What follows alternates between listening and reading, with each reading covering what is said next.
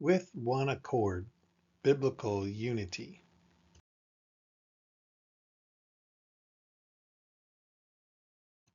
In the sola scriptura debate, since the Bible is interpreted so many different ways, we might reason that leaving everyone to themselves inevitably leads to chaos.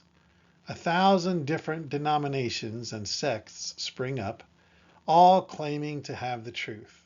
1 Peter 2, 1 and 2. Is this a good thing? One might argue a final authority is needed to settle doctrinal concerns and provide a common standard.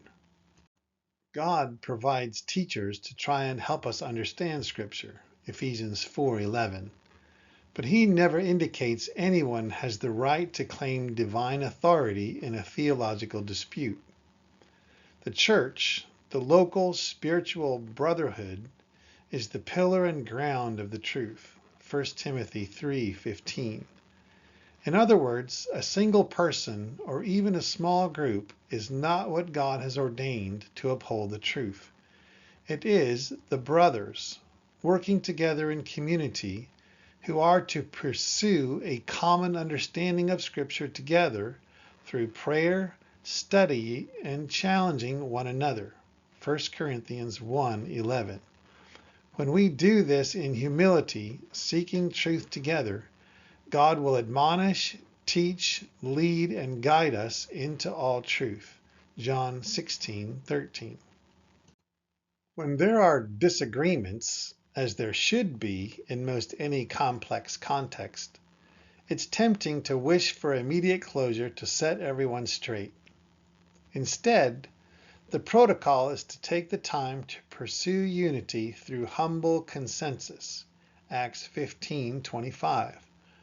God is evidently pleased to sanctify believers through this collaborative process. Imposing authority in the absence of consensus circumvents this healthy dynamic and cuts it short.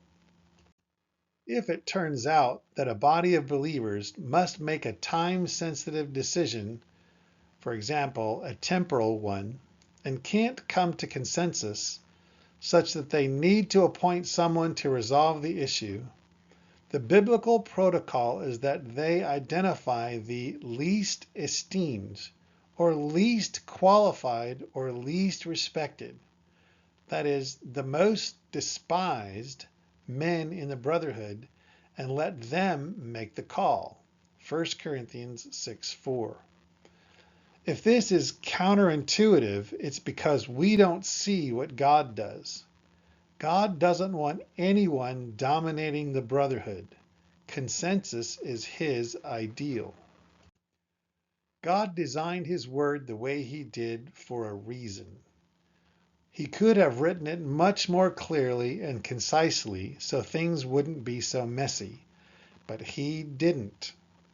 God is evidently more interested in maturing and edifying believers through this difficult, time-intensive, humbling process than having us all blindly subscribe to a common theological statement. Engaging in such discussions to learn and grow helps us understand each other and ourselves much more clearly. This reveals what we value and how we think and reason, so we can more easily identify those among us who are approved of God and those who need more time to grow. 1 Corinthians 11:19. Bypassing this for a superficial unity is unwise at best. Divine authority in the church lies inconspicuously within the spiritual, organic consensus of the brotherhood and nowhere else. This keeps us humble and interdependent on Christ in each other, so that no flesh glories in his presence. 1 Corinthians 1:29.